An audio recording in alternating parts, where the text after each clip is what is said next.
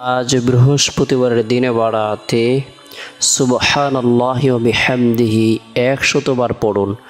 পাহাড় পরিমাণ গুনাহ মাফ হবে, গায়েবী সাহায্য আসবে, ভাগ্য খুলে যাবে, দোয়া কবুল হবে, আশা আকাঙ্ক্ষা পূরণ হবে।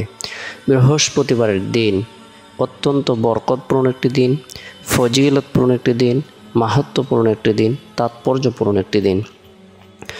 বিশেষ করে বৃহস্পতিবারের দিন শেষ হওয়ার পর যে রাত আসে, এই রাতটি হলো সাপ্তাহিক সকল রাত থেকে শ্রেষ্ঠ রাত। এই রাত হলো জুমার রাত। এই রাতে আল্লাহ তাআলা নূর প্রদান করে থাকেন, দোয়া কবুল করে থাকেন, অসংখ্য অগণিত কল্যাণ প্রদান করে থাকেন। আল্লাহ তাআলা অসংখ্য অগণিত নারী পুরুষদেরকে ক্ষমা করে দেন। বৃহস্পতিবারের দিনটিকে সঙ্গে নবী করিম সাল্লাল্লাহু আলাইহি সাল্লাম গুরুত্ব দিতেন। আমরাও যদি এই দিনটিকে গুরুত্ব দিই, এই দিনে নফল ইবাদত বন্দেগী করি, নফল নামাজ পড়ি, কোরআন তেলাওয়াত করি, জিকির আজকার করি, তাসবিহ তাহলিল পাঠ করি, রব্বুল আলামিনের দরবারে রুনাজারি করি, আল্লাহ পাক রব্বুল আলামিন আপনার আমার জীবনের সগীরা কবিরা জাহিরি বাতিরে শিরিক বিদাত ইচ্ছায় অনিচ্ছায় গোপনে প্রকাশ্যে সকল গুনাহগুলোকে মাফ করে দিবেন। বরকতপূর্ণ এই দিনটিকে আমরা প্রত্যেকে গুরুত্ব প্রদান করব। বিশেষ করে বৃহস্পতিবারের দিন ফজরের নামাজ সম্পূর্ণ করার পর আউযু বিল্লাহিস সামিউল আলিম মিনাশ শাইতানির রাজিম 3 বার পাঠ করব, আমল করব। এরপরে হুয়াল্লাহুল্লাযী লা ইলাহা ইল্লাহু থেকে সূরা হাশরের শেষ 3টি আয়াত আমল করব। আল্লাহ পাক রব্বুল আলামিন 70,000 ফেরেশতা নিযুক্ত করে দিবেন। এই 70,000 ফেরেশতা সন্ধ্যা পর্যন্ত মাগফিরাত কামনা করতে থাকবে। এই দিনে যদি ওই আমলকারীর ব্যক্তির ইন্তিকাল হয়, মারা যায়, আল্লাহ পাক রব্বুল আলামিন তাকে শহীদি মর্যাদা দান করবেন। তাই গুরুত্ব সহকারে সূরা হাশরের শেষ 3টি আয়াত আমল করব। এরপরে বৃহস্পতিবারের দিন জোহরের নামাজ সম্পূর্ণ করার পর নিরিবিলি এক পরিবেশের মধ্যে বসে গুনাহ মাফের উদ্দেশ্যে তওবার নিয়তে 100 বার ইস্তিগফারের আমল করব। আস্তাগফিরুল্লাহাল্লাযী লা ইলাহা ইল্লা হুয়াল হাইয়ুল কাইয়্যুম ওয়া আতুবু ইলাইহি।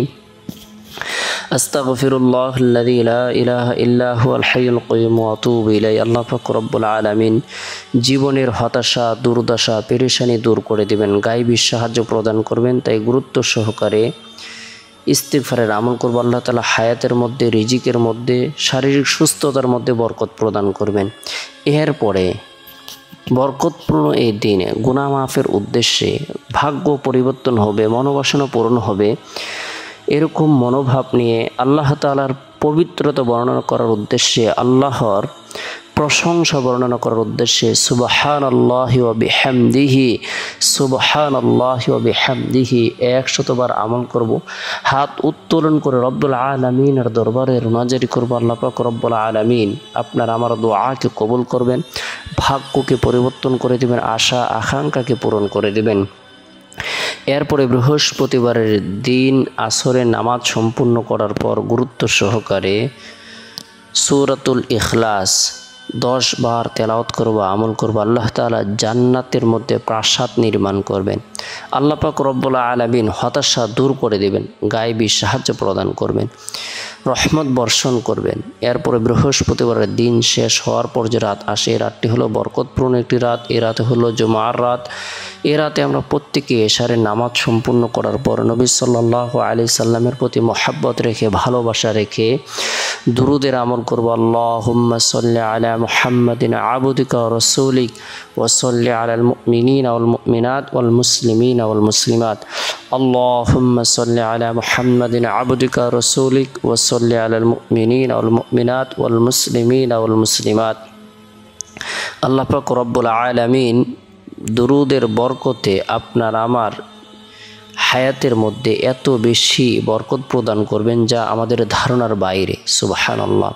আল্লাহ তাআলা ধনী এবং সুখী বানিয়ে দিবেন। তাই দুরুদের আমল করব। রাতে যথাসময় আল্লাহর নাম নিয়ে ঘুমিয়ে যাব। আল্লাহুম্মা বিসমিকা আমুতু আহইয়া